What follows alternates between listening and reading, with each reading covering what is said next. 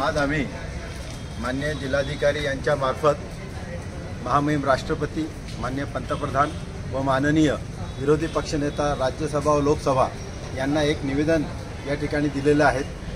केंद्रीय मंत्रिमंडळाने नुकतेच वक्फ कायद्यामध्ये 40 तरतुदी करण्याचा प्रयत्न करून ते विधेयक ते आज या लोकसभेत आणि राज्यसभेत मांडण्याचा प्रयत्न करणार आहे, जेणेकरून वक्फ कायदा जो 1995 साली झालेला आहे त्याची पूर्वतयारी पहिल्यापासून तो 1954 पासून लागू आहे।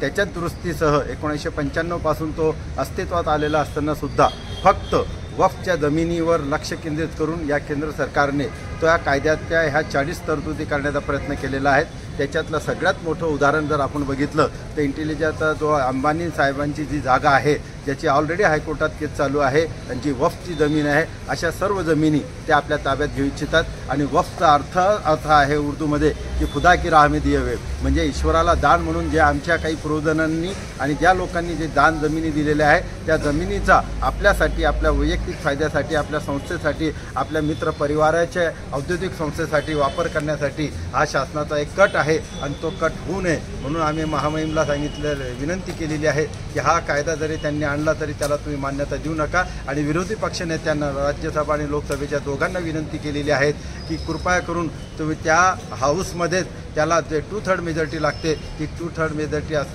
येऊ देता कामा नये याची दक्षता घेण्यासाठी आम्ही त्यांना केलेलं आहे। म्हणून आम्ही आज या माध्यमाद्वारे चंद्रबाबू नायडू आणि नितीश कुमार यांना सुद्धा विनंती केलेली आहे की त्यांनी चंद्रबाबू नायडूंनी आपल्या राज्यात मुस्लिमांना मशिदीसाठी आणि याच्यासाठी 10% राखीव केलेलं आहे, नितीश कुमारांनी केलेलं आहे। एका ठिकाणी ते मुस्लिम समाजाला सोबत घेऊन चालत आहे आणि केंद्र सरकारचं धोरण जर त्यांनी अशा प्रकारे अवलंबलं तर निश्चितच त्याची जागा समाज त्यांना दाखवेल। म्हणून आमची नम्र विनंती आहे की या वक्फ कायद्याच्या तरतुदी याला कोणत्याही प्रकारे मान्यता देऊ नये आणि जो प्रमाणे कायदा चालू आहे त्या कायद्याप्रमाणे ते चालू द्यावं। त्यात काही अत्यंत महत्त्वाच्या अशा काही उणिवा असतील त्यात जरूर दूर कराव्या, परंतु ज्यामुळे मुस्लिम समाजाचा नुकसान होणार असेल अशा कोणत्याही तरतुदी किंवा उणिवा त्याच्यात राहू देता कामा नये ही याद्वारे आम्ही संपूर्ण जळगाव शहरातील विविध राजकीय सामाजिक पक्षाद्वारे विनंती केलेली आहे।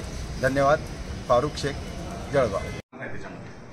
ॲक्च्युली वक्फ बोर्ड जो आहे हा जे मुस्लिम जे काही जे आमचे पूर्वज होते त्यांनी ती जागा ते आपल्या समाजासाठी किंवा समाजाला विकसित करण्यासाठी ते ॲक्च्युली सरकारला दिलेली आहे।